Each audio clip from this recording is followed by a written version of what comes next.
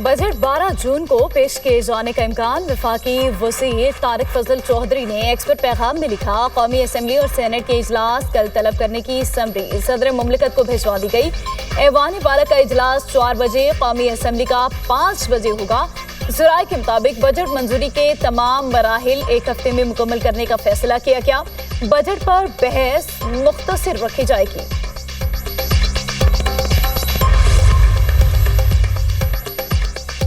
खसारे का शिकार रियासती मलकियती इदारों की निजकारी हमारी तरजीह है। वज़ीर-ए-आज़म की बिजली तकसीम कर कंपनियों की निजकारी के अमल की रफ्तार तेज करने की हिदायत। शहबाज शरीफ की ज़ेर सदारत डिस्कोस की निजकारी के हवाले से जायजा इजलास। वज़ीर-ए-आज़म ने कहा, निजकारी के तमाम अमल को शफाफ तरीके से मुकम्मल किया जाए। निजकारी के बाद मजबूत रेगुलेटरी फ्रेमवर्क बनाया जाए। हुकाम ने ब्रीफिंग देते हुए बताया, पहले फेज में Islamabad electric supply company, Gujranwala electric power company और फैसलाबाद इलेक्ट्रिक सप्लाई कंपनी की निजकारी की जाएगी। काबीना की निजकारी कमेटी ने इन 3 डिस्कॉस की निजकारी के हवाले से ट्रांजैक्शन इंफ्रास्ट्रक्चर की मंजूरी दे दी है। सरमायाकारों को राग़िब करने के लिए रोड शो इस माह से मुनाकिद किए जा रहे हैं। सऊदी अरब, तुर्किया और चीन के सरमायाकारों के लिए बैनुल अक़वामी सतह पर भी रोड शोज मुनाकिद किए जा रहे हैं।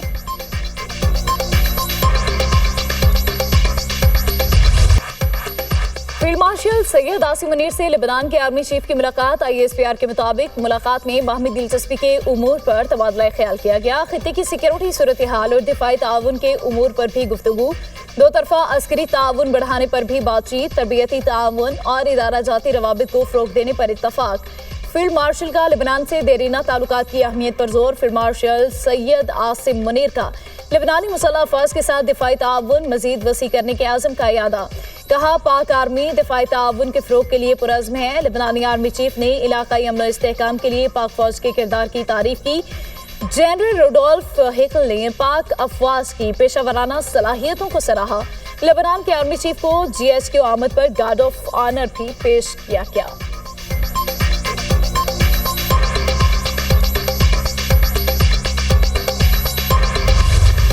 ईरान के साथ 2 से 3 रोज में मुआहिदा तय पा सकता है। अमरीकी सदर की मीडिया से गुफ्तगू। कहा, ईरान से डील के लिए चंद दिनों में एक आइडिया दे सकता हूँ। अबनाए हुर्मुज़ की नाकाबंदी जारी रहेगी। इसराइल और ईरान ने एक हफ्ते तक एक दूसरे के खिलाफ कार्रवाइयां न करने पर इत्तफाक कर लिया।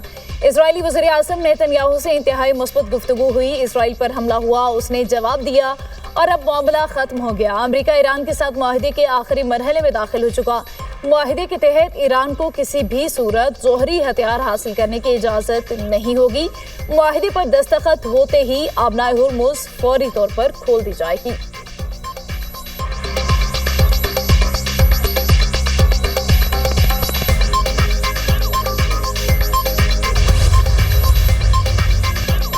अमरीका ईरान जंगबंदी से मुतालिक हतमी मुसव्वदे पर बातचीत जारी। अक़वाम मुत्तहिदा में ईरान के सफ़ीर का दावा। अमीर सईद इरावानी ने कहा कि अभी हतमी मुआहिदा नहीं हुआ मगर कोशिशें जारी हैं। पाकिस्तान के जरिए ईरान अमरीका राबता बरकरार है। दोनों ममालिक एक हतमी मुसव्वदे तक पहुँचने के लिए अपनी आरा और तजावीज़ पेश कर रहे हैं। मुसव्वदे में लेबनान समेत तमाम इलाकों को शामिल किया जाएगा।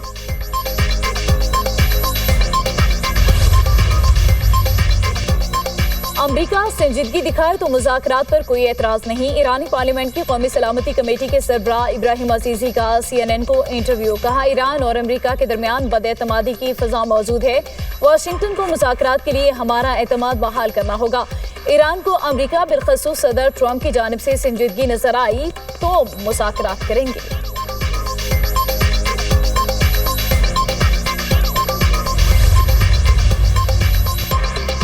अमरीका ईरान से मुज़ाकरात में मजबूत पोजीशन में है। अमरीकी नायब सदर JD वेंस ने फॉक्स न्यूज़ को इंटरव्यू में कहा, अमरीका ईरान के साथ जारी मुज़ाकरात में अहदाफ हासिल करने के करीब है। ईरान जंग मज़ीद जारी नहीं रखना चाहता। मेरा ख्याल है कि वो मुज़ाकरात की मेज़ पर आ रहे हैं और संजीदा तजावीज़ पेश कर रहे हैं। अगर हम इस मुआहिदे तक पहुँच जाते हैं तो ये अमरीकी अवाम के लिए बड़ी कामयाबी होगी। हमारा बुनियादी मकसद ईरान के जोहरी प्रोग्राम को महदूद करना है। इसराइल इस मुआहिदे से मुत्तफिक हो या ना हो, अमरीका अपनी पॉलिसी पर कायम रहेगा।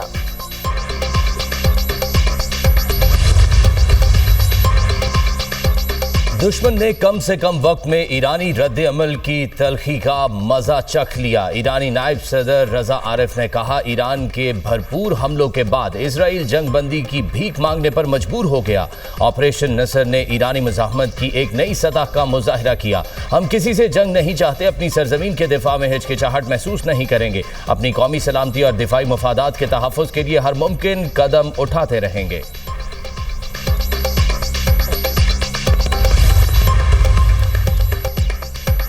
ہم بحری ناکہ بندی کو دشمن کی ایک اور شکست میں بدل دیں گے، ایرانی اسپیکر باقر غالباف کہتے ہیں۔ مفاہمتی یادداشت سے متعلق صدر ٹرمپ کا بیان متفقہ نکات سے مطابقت نہیں رکھتا۔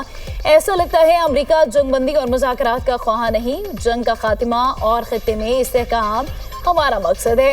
ہمیں مخالف فریق پر بھروسہ نہیں، خطے میں استحکام کا مطلب امریکہ سے تعلقات کی بحالی نہیں۔ ایرانی پاسداران انقلاب کی قدس فورس کے کمانڈر اسماعیل قانی نے کہا ابنائے ہرمز سے باب المندب تک سیکیورٹی کا نیا نظام نافذ ہوگا، خلیج عمان سے بحر احمر تک مزاحمت کا نیا حفاظتی حصار قائم کیا جائے گا۔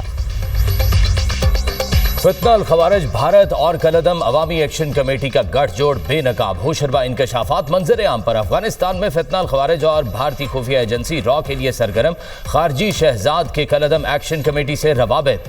خارجی شہزاد کی ویڈیو اور آڈیو سامنے آ گئی۔ خارجی افغانستان سے بھارتی تحریر کردہ بیانیہ پڑھ کر کالعدم جوائنٹ عوامی ایکشن کمیٹی کو ہدایات دے رہا ہے۔ کالعدم جوائنٹ ایکشن کمیٹی کی حمایت میں فتنہ الخوارج کی اعلانیہ صف بندی آزاد کشمیر میں بھارتی عزائم کی ناکامی پر بے چینی کا واضح ثبوت ہے۔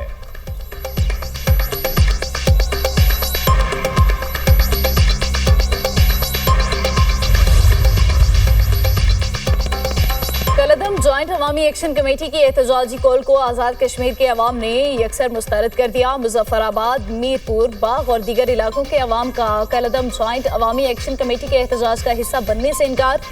میرپور کے شہریوں کا کہنا ہے لاک ڈاؤن سے کاروبار متاثر اور دہاڑی دار طبقہ پس جائے گا۔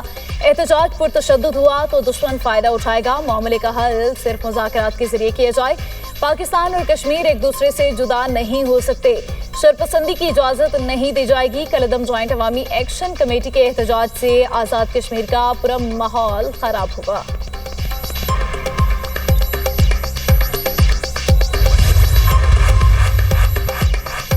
گلگت بلتستان الیکشن کمیشن نے 5 حلقوں کے انتخابی نتائج روک دیے۔ جی بی اے 8 سکردو کے 10 پولنگ سٹیشنز کے نتائج کالعدم قرار۔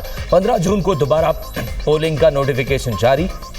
پیپلز پارٹی کے امیدوار کی جانب سے کچھ پولنگ سٹیشنز پر انتخابی بے ضابطگیوں کا الزام عائد کیا گیا تھا۔ سید محمد علی شاہ کی درخواست پر الیکشن کمیشن نے فیصلہ سنا دیا۔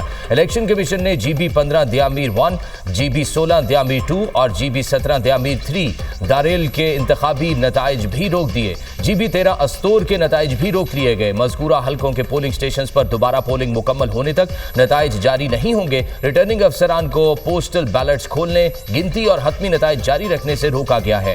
Chief election commissioner Gilgit Baltistan Raja Shahbaz کا پرامن الیکشن پر عوام سے اظہار تشکر، کہا گلگت بلتستان کے 5 حلقوں کے چند پولنگ سٹیشنز پر دوبارہ پولنگ ہوگی، جس کے بعد حتمی نتائج کا اعلان کیا جائے گا۔